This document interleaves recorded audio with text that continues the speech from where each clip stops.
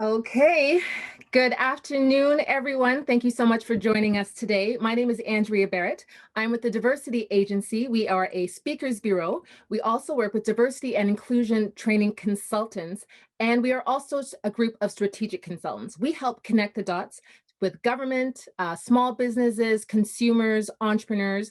We're happy to work with you. So if you have any questions about the Diversity Agency, or if you're an aspiring speaker, please reach out and let us know. Shea Moisture is the legacy of Sophie Tucker, a pioneering mother of four and an entrepreneur. As a female entrepreneur, I'm excited about the story of Sophie Tucker and Shea Moisture, and very happy to be working with a company that makes such great products. Anyone who knows me knows that my locks and I love the intensive hydration shampoo. It keeps my hair feeling really, really soft and nice. Shea Moisture believes in Black female entrepreneurs and recognizes that the pandemic has devastated the hair care industry and jeopardized the livelihood of hairstylists right around the world. They've created a fantastic opportunity for females in the hair care industry in early March and awarded grants. So I'd like to congratulate everyone that is a winner and everyone who participated in that competition. They're supporting businesses through workshops like this, and I'm very happy to introduce your facilitator today, Mr. Courtney Betty. Mr. Betty has applied his 20 plus years of extensive legal experience in both government and the private sector, especially in the areas of international business development. As a former Crown Attorney at the Department of Justice Canada, Mr. Betty represented the Government of Canada in complex tax, commercial, and litigation matters. He also served the Government of Jamaica as Senior Legal Counsel for the Jamaica Fair Trade Commission. In this role, he successfully helped the government deregulate the telecommunications sector, paving the way for full deregulation of telecommunications in Jamaica. He then joined AT&T, where he successfully negotiated a cellular license in Jamaica and led AT&T's legal and business development strategy. Mr. Betty also worked with the government of Jamaica in developing legislation for a business and having the Jamaica Stock Exchange accredited by the Minister of Finance in Canada. This allows for Canadians investing in companies on the Jamaica Stock Exchange to achieve the same tax breaks as they would when investing in a Canadian company. Presently, Mr. Betty serves as president and CEO of Timeless Herbal Care, a company he co-founded, and also Ask Betty Law. Please welcome Mr. Courtney Betty as your facilitator for this afternoon. Hi, Courtney. Thank you, Andrea. And it's great to be here, and I'm available to really look at what are some of the core issues that anyone starting a business from a legal standpoint should be concerned about. So very much happy to share that knowledge in terms of what are the things that, if I was in the hair care business, what would be some of my concerns and the potential approaches that one should look at in structuring initially their company, but also as you move forward in terms of products or other things that you're going to be developing. Certainly there may be some legal liability that may flow from that as well. So absolutely here to share that, or if you like, I can speak a little bit about that now. And Sure, that would be great. So if you want to start off with that, I do have a list of questions that people had emailed in, and anyone who is currently watching, feel free to put your questions in the chat or in the Q&A, and we'll have Mr. Betty answer these questions for you. But I'll let you go ahead and start. Well, I think one of the most key and most important part that unfortunately a lot of people miss initially is trying to understand the separation between an incorporated entity and actually owning your business yourself. And there are many implications that are involved, from a tax standpoint. That's something that you'd certainly want to speak to an accountant about. But from a legal standpoint, it's a critical distinction. For example, Andrew, if you were to just, go in and enter into a lease arrangement with someone and you open up a salon, you could probably just go ahead and do that. You're then facing the initial question as to what are you going to name that salon. Many people, they seem to name the salons after themselves. All right, Andrea Salon. Andrea Salon, and it's not much of a big issue from there for them. But even that decision is going to have potential tax implications. The great benefit, and what I always recommend, is that individuals look at incorporating a company, which actually is the business that you own. And the benefit of that is primarily from a contract standpoint. Let's say, for example, your landlord decides, hey, you know what? It's been 2 years. We still got another 3 years to go. And for whatever reason, you know, the tenant has caused problems or there are issues here. And I'm going to issue a claim against the tenant, for example. The landlord would then issue that claim in your name personally. So it means that you would now be responsible. You know, it could be a situation, let's say the pipes broke within the unit, and the landlord saying, well, that's clearly a result of the tenant's negligence, etc. Instead of suing a company, which is a separate entity, the landlord now enters a suit against you individually. That has many implications. For example, if you don't have insurance, many implications. If there is a judgment that's actually entered against you, that judgment will stay personally attached to you for a period of 7 years. The other alternative is to actually set up a company. You go through the process, you choose your name, you do a name search, you then do an incorporation once a name search has become clear. And that company is what you will then use to enter into all agreements. You open up a bank account in that company's name, you get all your HST, and you go through that entire process, right? It's a mental distinction, but it's a very critical distinction on many levels, because the one thing you've now done is you've separated yourself from that company, which means, for example, if you were getting paid, then technically the company would have to be paying you, right? How is that company going to pay you? Is that going to be as an employee? Is it going to be capital that you've injected? You see all the decisions that actually flow from that. The other situation could be if someone was to come in and use your salon, and it turns out that there's a product that's defective, and that customer says, well, you know what? I came to your salon, you applied that product. Turns out that the product has caused me harm. Again, that individual would then sue the company rather than suing you directly. And suing the company means that there's ways of going through and resolving it. And eventually, if there is a claim against the company, then it means that you yourself individually would not be the subject of that claim, right? They could get a claim, let's say, for $1 million. Well, that's your company. You can make decisions as to how you want to deal with that. For example, if the company doesn't have any funds in there versus yourself that may have a property, if you've got a judgment against you, that judgment could be attached to the property. So you want to make sure that you have the entity, it protects you, gives you benefits. But more importantly, if there was a major legal claim, then you could literally decide, do you fold that entity? Do you declare bankruptcy within that entity? Doesn't impact on you individually.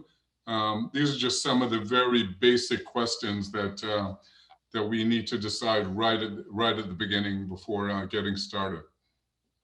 Okay, so I've thrown a lot in there. I don't know if there's any specific questions that have come in, but in effect, anyone that's starting a business, recommendation is get an incorporation done. Once you do that incorporation, then you may want to go even further, because you may have a particular logo, particular design, etc. Mm-hmm. Then you'd want to get a trademark registered, right? And that's a separate process. Represent that trademark. It means that no one else could use it. If you're, for example, to open up Andrea's Fashion, and it's going really well, and you started a product line, someone looks, wow, Andrea's Fashion product line is doing really well. They could simply copy it. And in effect, if they really wanted to be dangerous, they could actually go and then file a registration for that same trademark, which is your trademark, but the fact that you haven't done it becomes a problem. And people may think, well, those things sound far-fetched. I'm actually dealing with a similar situation right now, where an individual had started, had an ongoing,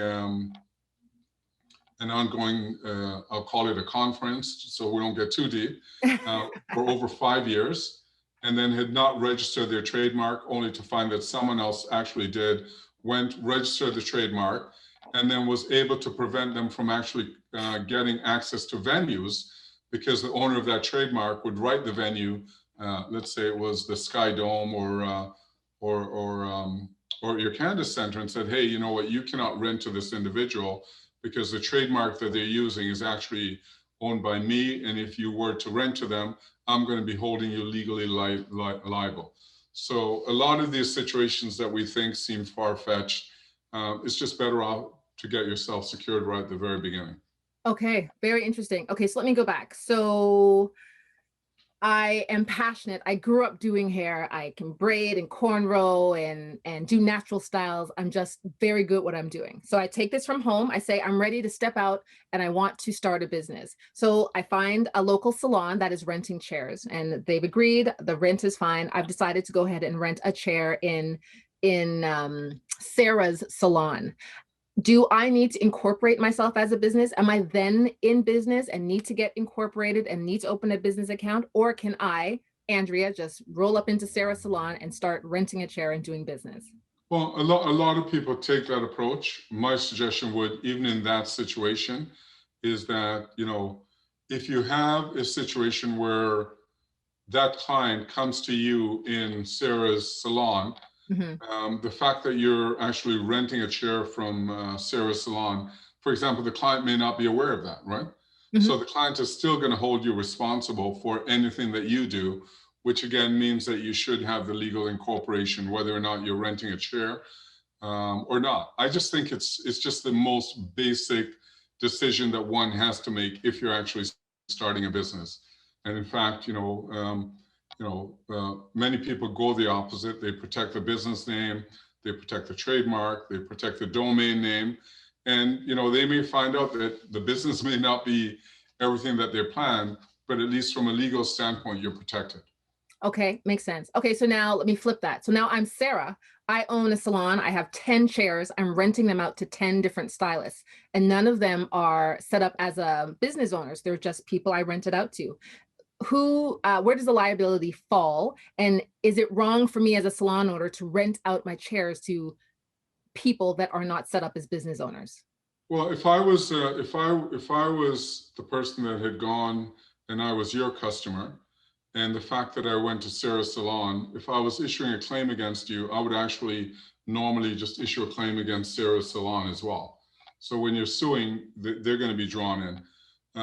The other part of it is that there are customers that may come in that may not even know that you're renting a chair from Sarah's salon. So automatically they're going to assume that they're coming to Sarah's salon, and they're going to want to take steps against you as well. So either way, there's still a need at all levels, if you're operating as an independent contractor or whether you're actually running your own business, to make sure that you have a legal protection in front of you. Okay, very good. Okay, and then another question that I saw had just come in on email. This may be more of an accounting question. If you're a small business or a micro business, do you need to apply for HST? Is HST something that everybody who sets up a business should be applying for, or only those who are making a certain amount in revenue? Well, I think the question is that it's a certain amount in revenue, so you've got to gauge that at the very beginning. Just off the top, I think the number may have been around $30,000. Could be higher or greater, but in that range. But that's something that you've got to look at and make a decision. I mean, the goal would certainly be that you're going to be making more money anyway than the basic minimum. So why not just prepare it, get everything in place? You can file on a monthly basis, and if you've not if you don't exceed it, because it's hard to say I'm only going to make $30,000 this year, you could end up making 40, which means that you now had HST, which means that the client that you had back in January that potentially you should have charged HST and you didn't, then you're now responsible for making that payment to the government. Right. And nobody wants to be responsible for making payments to the government. No, you do not. That's right. the next first liability, and then secondly, avoiding payments to the government. Exactly. All right. So now again, Andrea is the best braider in town. Can I trademark my technique or my style or what I do? That's one that's being debated. I mean, you can certainly try if there's an element of creativity that you bring, but a trademark could potentially apply because it's a design. If you said, this is my design, I'm the only one that can do circles, squares, and triangles. No one else can do it. Potentially, you could make an application for it. to be able to do that. It'd be rare, but it is possible. Okay, so it sounds like if you are not registered as a business, you need to be registered. So then you have a choice. You're saying you can be a sole proprietor, you can be corporate, incorporated, or is it what's the third option? Is that like a limited liability partnership? Yeah, I would say a limit. I would say just a basic incorporation. At the end of the day, you know, many of us think, well, there's a cost associated with it. Yes. Yeah, but at the end of the day, the cost is really not that much compared to the Courtney, benefits. that's the next question. I'm glad you said that because that's what everyone asks. And I can see that here. They're saying it costs money to register, like it's $4 or $5 or $1,200. Is it really worth it? I don't think it has to cost $1,200. I think once you look at the disbursements and everything else, you could be, for an incorporation, looking somewhere between, you know, maybe $650 to $750. And that is that you're actually paying for the incorporation itself, the disbursement, which is going to be about $300. And name search is about $50. But it's just, it is something to do if you're planning to do business. I just would not see anyone trying to avoid $750 liability when you could end up with paying $750 when you could end up paying $750,000 liability, right? Like, right. It's just such a big downside that's there that it just makes sense. And I think a lot of the times we kind of need to get beyond that separation from the business from ourselves, because that's a major mistake that everyone thinks, oh, the business, well, it's not really. They're two separate entities, and you want to make sure that you protect yourself at some situations actually from your business that's providing you the income that you're going to get. Okay, that makes sense. And I'd like to invite anybody or everyone who's watching, please, if you have any questions, put them in the Q&A. We'll be happy to answer them for you. And I was also sent, I have an email full of questions that people had, because once they found out a lawyer would be here, everyone has lots of legal questions. So this is a question that I see here. When it comes to hiring, are there where do we find contracts and employment templates when people want to hire, bring in junior stylists, bring in other stylists, bring in people to help? Do you have any advice or suggestions in that area? I really think that if you're going to run a business, then you should look at all of those components. It's so interesting, you know, the confusion that may take place in another person's mind, because they may think, oh, well, you know, I'm here, I'm part of the business, and the other person's thinking, you know, you're renting a chair, it's my chair, I can have you out next week, or even tonight if I decide, because we don't have an agreement, right? So I could decide, you know, tonight, sorry, Andrea, I've had a bad day, you know, you're out tonight. So there's so many elements of the basic components that you should enter into, no matter what the situation, even if it's a basic agreement. You're renting the chair, this is how much you're going to be paid. You know, agreements could actually say you're an independent contractor, right? Versus an employee. Because if you're an employee, then the person renting the chair actually becomes responsible for making payments to the government again of any kind of, you know, taxes, etc., that they should have collected. Okay, makes sense. And I guess the same thing would apply with vendors. So if you are working with other companies that are supplying you with anything, you should also make sure you have contracts in place. Absolutely, yeah, absolutely. From vendors to be able to put that in place as well. Okay, and if something to show that, right? Right. Okay, so a hairstylist zone of genius is in hairstyling. How do they go about finding contracts or templates or reaching out for help that is sort of outside of the scope of what their professional skills are? You know what, my suggestion is that I just see it very difficult to start a business without having the advice of an accountant and a lawyer. Those are the two things that's involved in starting a business, right? You want to know what your potential liabilities are. You want to know how much money you're going to make. You want to, you know, be able to make those decisions. And many of us, we start a business without, let's say, a business plan. Looking and seeing, what are my monthly expenses? How much do I have to inject? What's the point that I'm actually going to start generating revenue to support myself? Because it may not happen the first day that you open, unless you're Randy's Patties and everybody's landing up outside, right?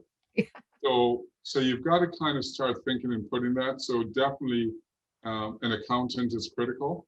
Mhm. And then at the very least, to get an advice as to what are your potential legal liabilities. I mean, there are definitely benefits, but I would definitely want to know what my liabilities are, because it could be greater being a hairdresser than, developing a product, bringing that product to market, Mhm.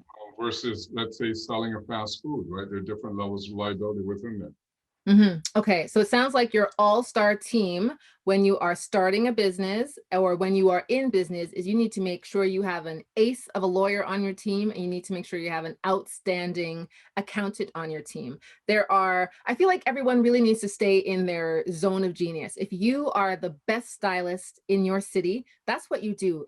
You need to reach out, and it takes money to make money. You need to pay and hire the services of a lawyer because they know things that you don't know. You need to pay and hire the services of an accountant who's going to take care of your money so you can continue to make more money.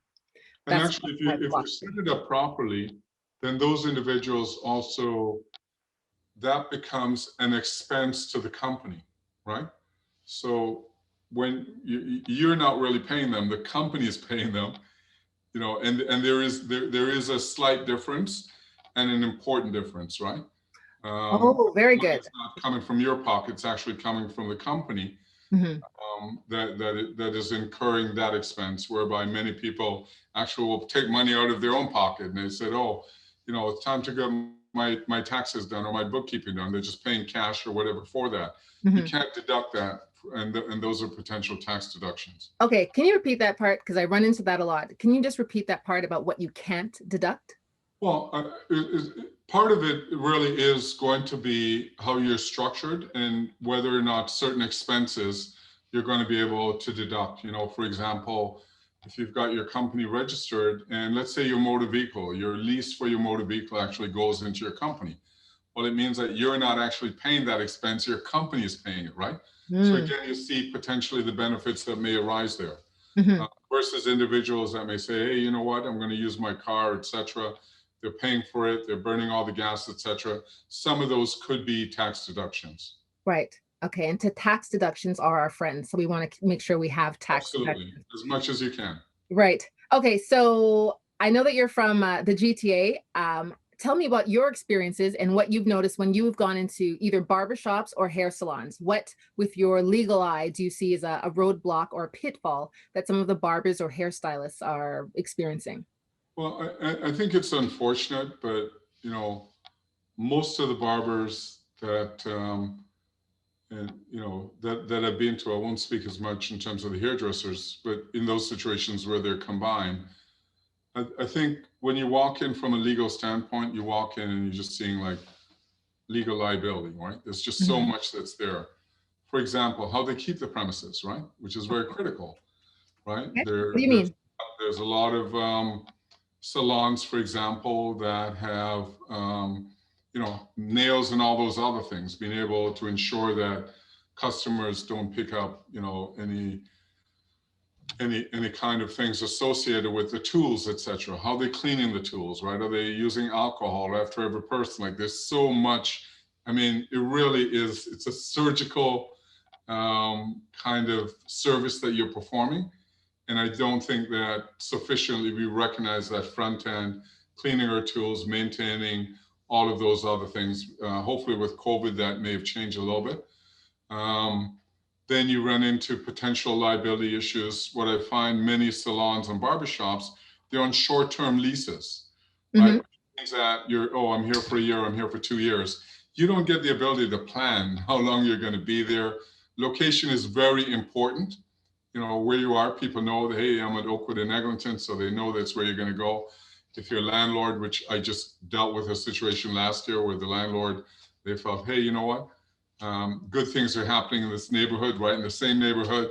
I really need to come in and take advantage of it. So you, the barber, you're gone, and literally within a short period of time, all the excuses and the barber had his lease has expired, and he was continuing on a month-to-month basis without recognizing that the month-to-month actually gives the landlord the benefit of being able to evict him at the end Oh, of that period of time. So these are some of the things that I think we've got to become much more commercial savvy or business savvy within this environment.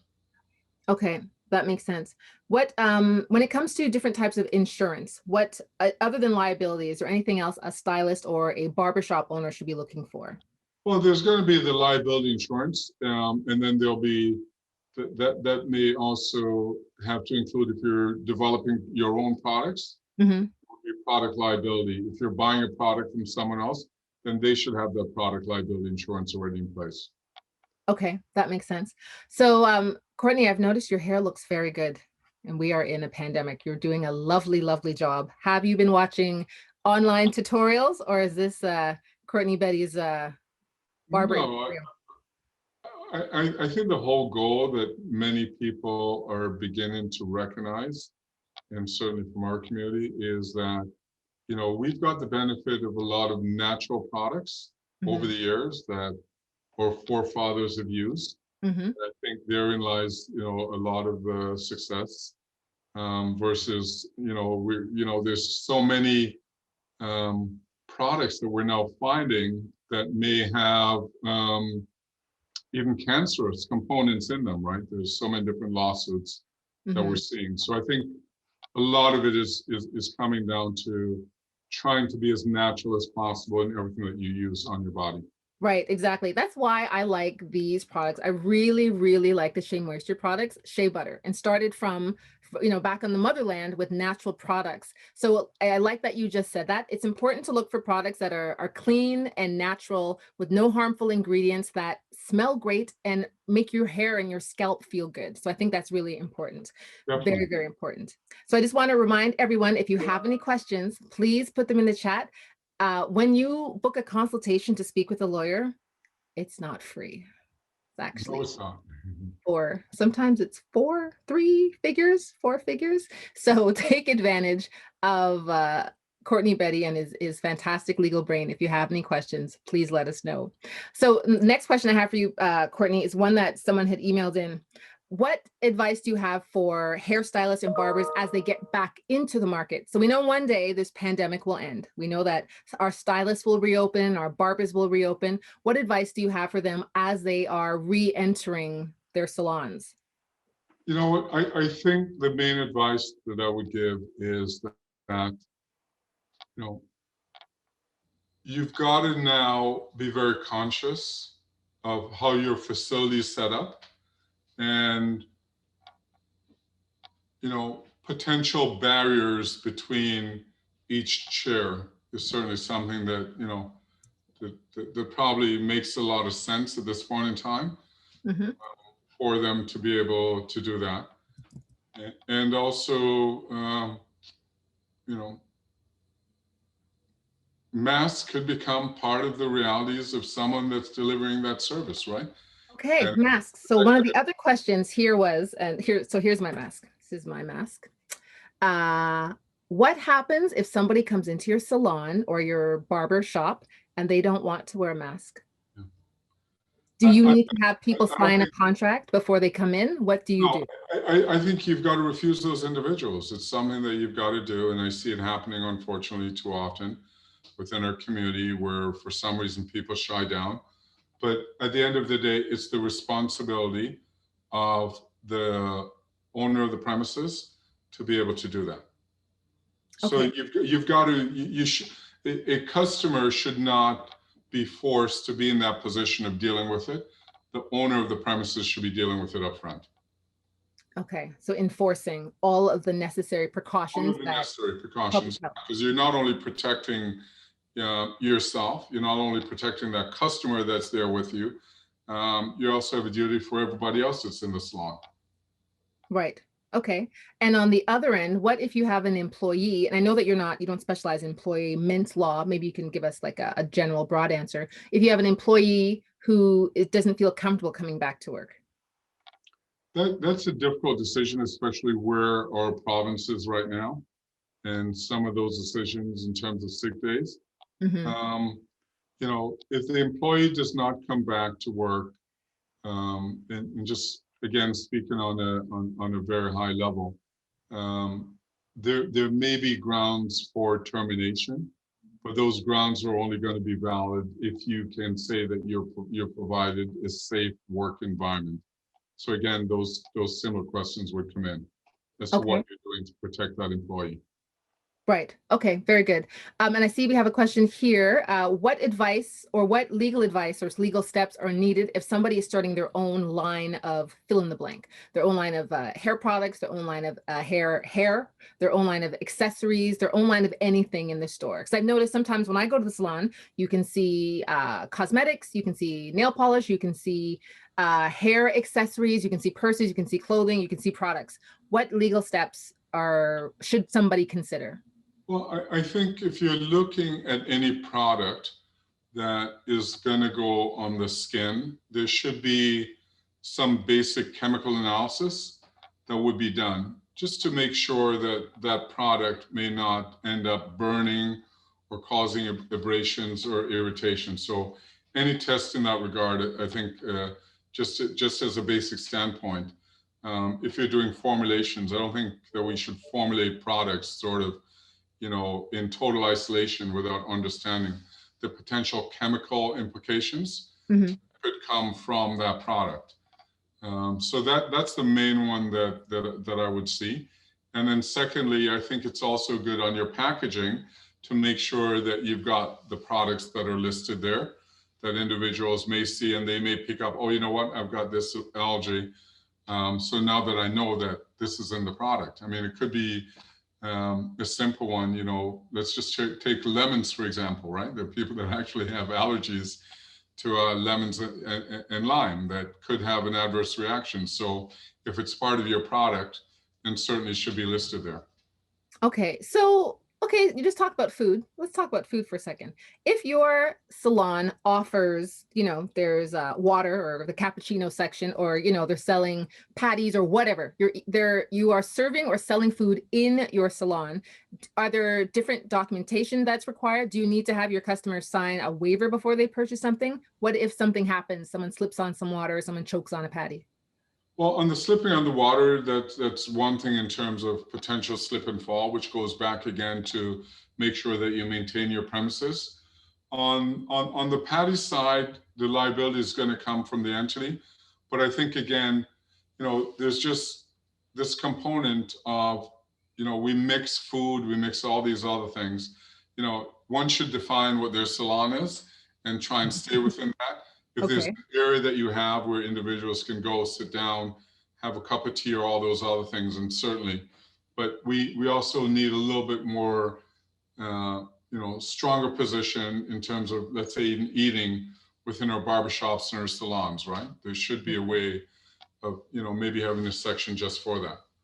Okay, because there are legal consequences if something happens. I think that's important to know, to make sure when you set up your business, you're clear on what service you're offering, and you don't want to muddy the waters or get confused, because you could potentially be opening yourself up to other. Yeah, and I think there's just an element of professionalism. I think that also, we need to bring within our hairdressing and our barbershop communities where the level that we're operating on is one where your customer sits in your chair and feels very comfortable, right? Not where they're sitting in your chair and they're wondering or thinking of all of those things. I mean, I think it's very much possible that we can get to that with just a little bit more consideration of potential risks involved, Right, that makes sense.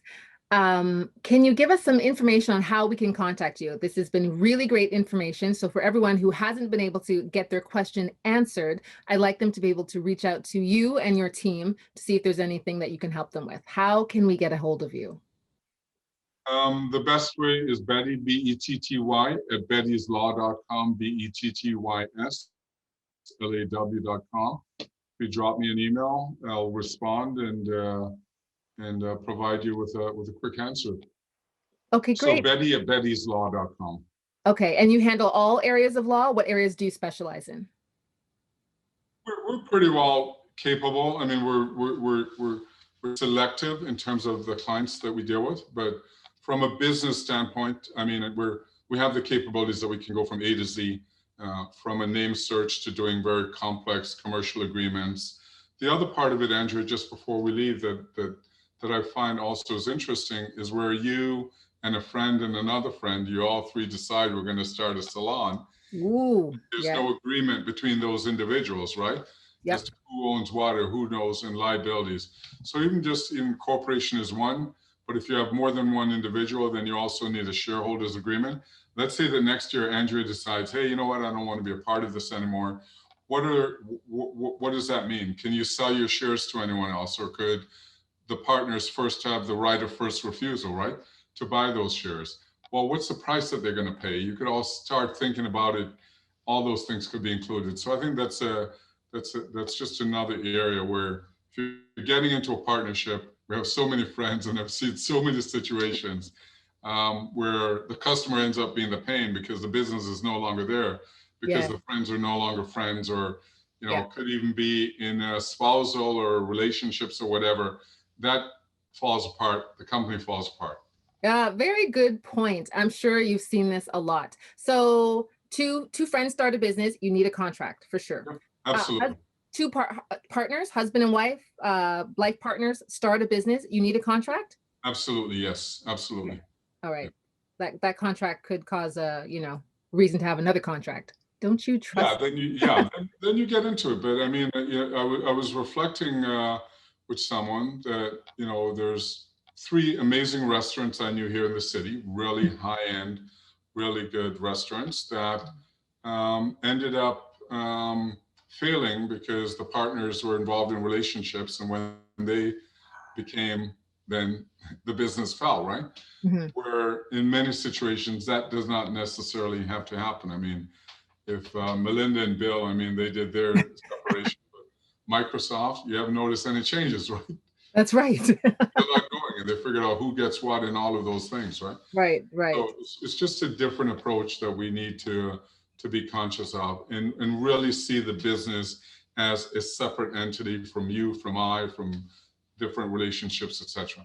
Right. Okay. That is excellent advice. And I think we should leave it there. The business is a separate entity from you that should have its own legal protection. You need a great all-star lawyer on your team. You need a great accountant on your team. Operate your business to, like you would, to the highest of your standards. Try to focus only on what you're doing, especially now as we get back into real life. We won't be able to mix and mingle food and hairstyling and everything like that. We want to make sure that we're focused on what we're doing. Make Absolutely. Yeah, make sure that you are on top of all of the public health regulations and you know what your rights are as a business owner and as an employer or as an employee. You know where you stand and the best way to protect yourself, to protect your consumers, and to protect your employees. I would like to thank you, Courtney Betty, for joining us today. I always learn so much in even like the shortest conversations. You're always Well, a wealth of knowledge. I'm glad. I see there are two questions there. You may have asked them Oh, already. you know what? I did miss this one. What are the basic steps for protecting our intellectual property as product and service developers? So that's also a good one. And so the initial part of it is a trademark, of course, and the trademark would protect your name and your logo or design associated with it. So, I ran into even a situation again, and what happens, and many times people think these are going to happen. So we've got a clothing line. We actually had applied for the trademark, waiting for the trademark now to be finally registered.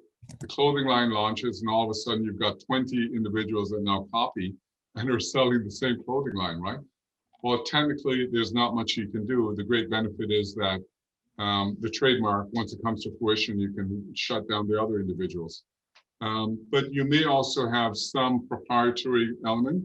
If there's a unique formulation that you've put together, that there's an analysis, etc., one could always file and say, hey, you know what, I want to file for protection of my formulation. That's also possible.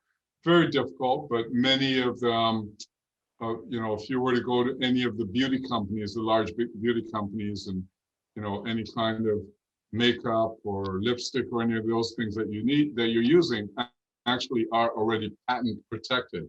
There's no one else that could come out and do the exact same lipstick utilizing their their chemicals and their formulations, etc.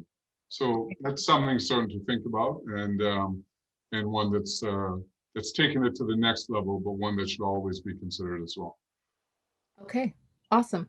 Thank you, Courtney. So we will wrap it up here. So I have all your email addresses. So I'm going to follow up this email with Courtney's information. So if anybody wants to get in touch, he's brilliant and has a great team of legal professionals right across the province and maybe even North America or internationally if you need help in Jamaica or international, yes, yeah, in the Caribbean, in the US. So if you are creating you have a service or a product or anything that you need help with, if you have any legal concerns, I highly recommend Mr. Betty. So I'll send you all of his information. Courtney, I want to thank you for your time. And I want to thank everyone who participated with us today.